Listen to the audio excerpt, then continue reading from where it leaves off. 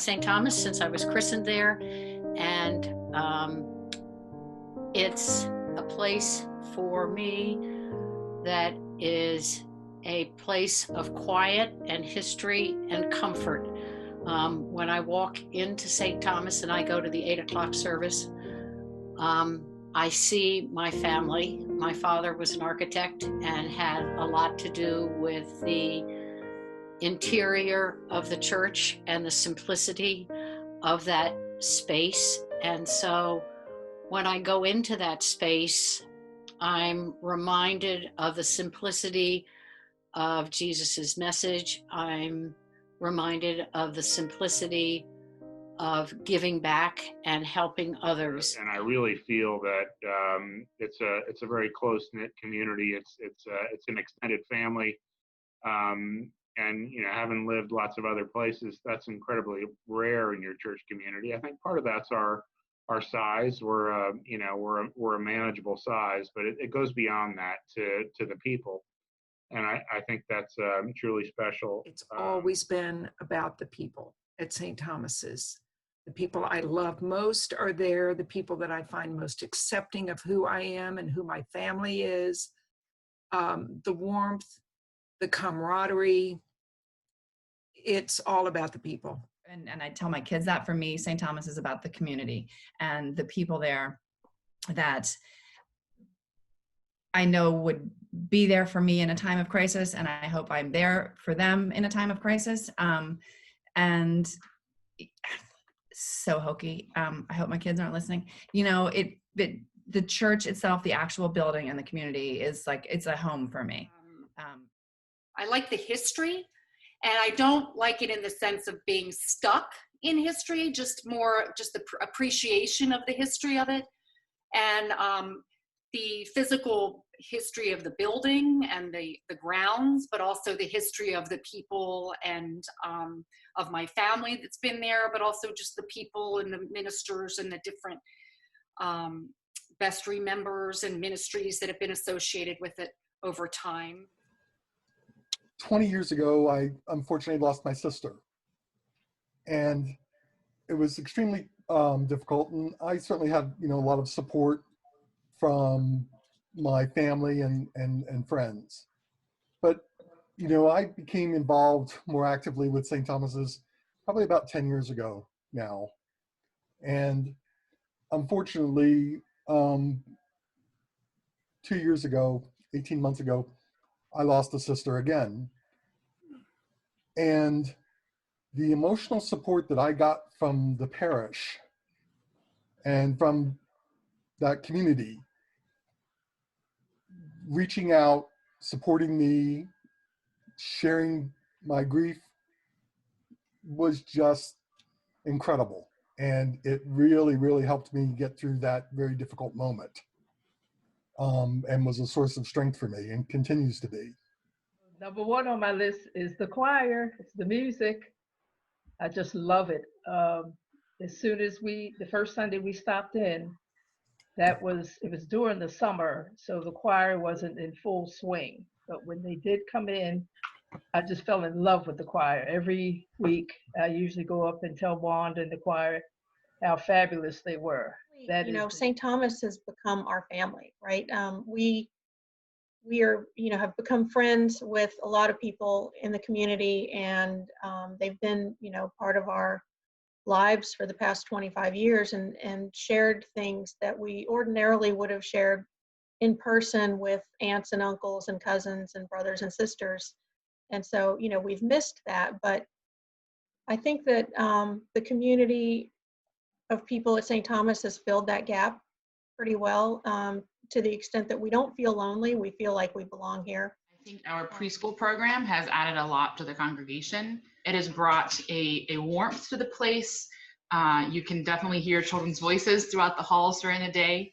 It was quite a remarkable thing to feel welcome. And it sounds odd, but it's a very, very difficult thing to be welcoming and to be in a place like St. Thomas where we were made to feel welcome made all the difference in being here as opposed to somewhere else. I think my favorite getting started meeting memory has to be the first Sunday that I came. There were 3 people who welcomed me, and it was one of those mornings that 2 people from the congregation were preparing a French toast breakfast for the time between the 2 services. Well, none of my other churches had ever done anything remotely like this, and I love French toast.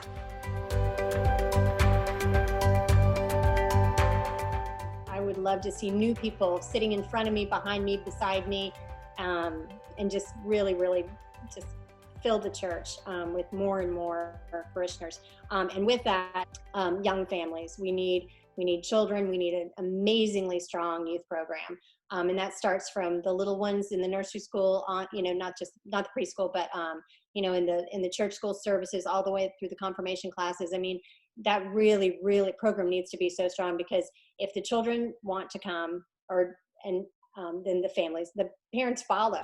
I'd like to see a new rector with a lot of energy and compassion and wit and faith.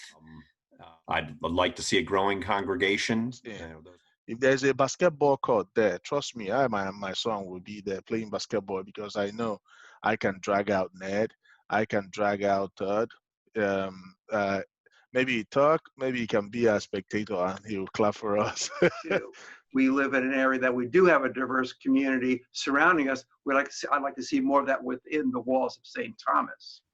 And also too, with that, I'd like to see more outreach. We are a parish really of haves, and I would like to see us share more. We're doing a great job, by the way. I'm not negating anything we're doing. I think we're doing a great job. I'd like to see more of it. And I'd like to also see a broader diversification of religious practices. Not that I'm at all dissatisfied with what we do now, but it's nice to see different things. For example, we just started doing some morning prayers, which is nice to see. Compline is nice to see. It's not just a right one or right to a Eucharist. And I think I could see maybe St. Thomas becoming a center for retreats, a place where spiritual direction could be offered. I'd like to see the electronic things like the Compline that have started. I'd like to see that continuing. Maybe. Really, my big dream for the parish right now would be to use our wonderful piece of land in a way that we share it more with other people. To inhabit the space and grow and expand our reach, I think, is probably a good thought. My personal biggest dream is to see the preschool grow beyond its current capacity, so that we are talking about building an addition to accommodate more families at that special school.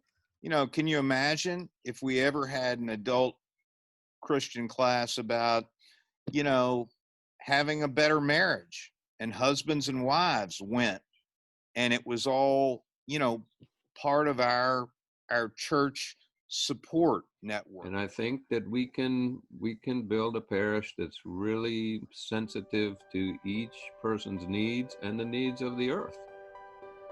And I just don't see any reason not to do that.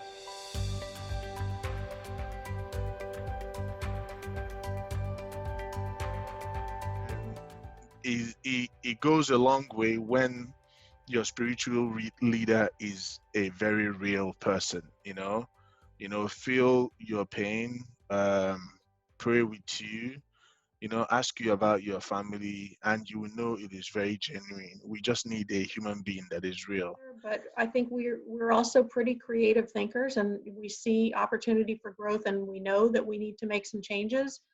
Given what we've talked about with growth and growing the school and reaching out to the community.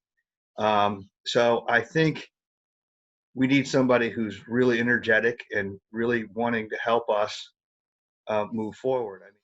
A powerful speaker, an engaging speaker. And you're going to need somebody who's able to be a leader, build a consensus, and take us someplace. And I love when I leave church and I'm thinking about all these things, and I come home a lot of times and I'll say to my husband, oh my goodness, it was so good. Such and such was said. It makes you think. Life is messy and gray and unclear, and we need someone who leads with that, in my opinion. That maybe this is too maybe I'm showing my own color too much, but that's why I go to church, to look for help with all the messiness. I also think just keeping pastoral care really strong, because like my mom, for example, is very, very ill right now. And I look at where my parents are at 70, 72 years old. And I foresee that there will be times that I am going to need the pastoral care from the church for my own emotional strength. Charisma is the word that I think captures that. I think that, you know, whoever this person is, in order to engage not only the congregation but the broader community, is going to have that kind of interpersonal characteristic. Empathetic and a reflective listener. So really, truly being able to hear what people's questions are, having an appreciation for where they are, either in their spiritual journey or their journey out of church. Really being able to understand and to ask those questions. When I listened to the sermon, the homily, I am looking for two things. One, I want it to relate to one or more of whatever the Bible, the scripture that's been read for that day. And then two, is there something in there that I can relate to personally? Someone who can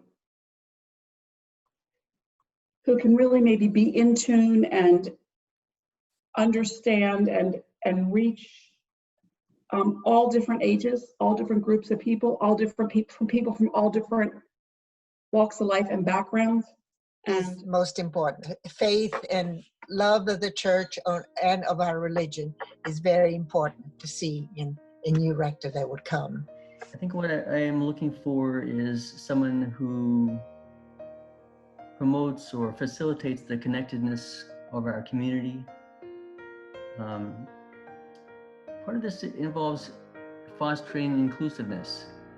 And right now, we're going to be reinventing our world. We're never going back to an old normal. It's going to be the new normal that we create. And I think it's critical to have a person who helps us translate, interpret the basic core Christian values.